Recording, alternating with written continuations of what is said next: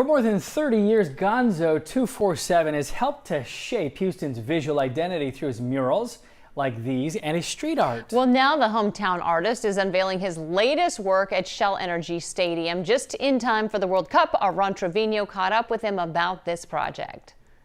All right, Gonzo, thanks for coming in. Walk us through this mural. What's it all about?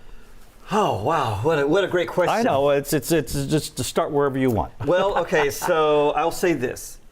The title of the mural is The Frequency of the City, right? And it's kind of inspired by Meow Wolf's Change Your Frequency theme. And for me, what I thought about was like, every city has its beat, right? Every city has its rhythm. No matter where you go, you kind of feel the groove of the city. And we have a lot of beats, a lot of rhythms. Exactly. It's so diverse. You can have a jazz rhythm or a cumbia rhythm or any kind of beat. That's exactly what I was going to say. So every city has its beat. It's like tuning the radio back in the days when you could do that, right? You tune the radio and then you would find that one station. I remember those days. Right. I have an 82 El Camino. Still's got that. I miss those days. Oh. Let's go back to those days, right? Yeah, so it's like tuning into that frequency. In Houston, like you just said, has everything for everyone. The rhythm, the beat, the music, the sound, the food, and so this mural was kind of tapping into that energy of the city and who we are.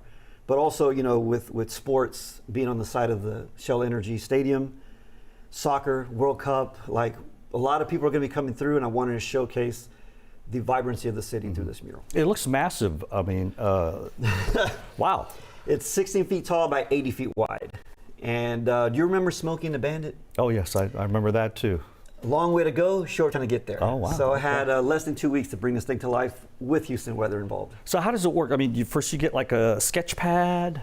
So I initially do some concepts, old school pencil paper, kind of like jot things out, get a kind of an idea, but then I transition to an iPad and I start to digitally kind of mock things up. I mock it up on a photo of the existing wall, and then of course just revise until it looks exactly how I want it, full color. And then that I transfer onto the wall, and then it's go time. So that was a long process, just that? Yes, just getting to the point where I start painting the wall, there's all that behind the scenes time. And then painting the wall, how long did that take? Well, again, I wanted to allow myself 2 weeks to paint the mural. But Houston weather said, well, let's just put a little rain on it. And but as an outdoor artist, you kind of get used to working, dancing around the weather. And I would have to look for those pockets of time. Sometimes it was 4 in the afternoon to 3 in the morning. But you got to do what you got to do to meet that deadline. I mean, because it was pretty rainy when you were out there. Every day. And we had some street flooding. Yeah, exactly. And so thankfully, I would just wait till it got dry enough to paint, and I would just attack it. And how did you protect it during the rain? Well, what you do is you keep your weather app on to see the incoming storms. Oh, the KHOU 11 weather app on the KHOU app that you can download for free? That's the one I was and start streaming that one? Exactly, that's the one.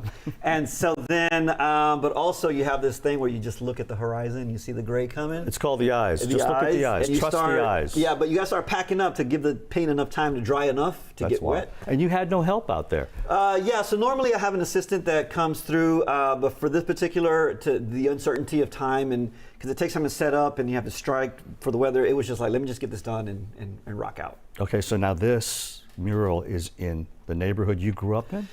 Kind of. So I grew up in the East End, and this mural is actually in Edo, East downtown. And so it's on the north wall of the Shell Energy Stadium, but I have a lot of history with that area. So there might be some viewers out there that might remember that part of town used to be Houston's Chinatown, right?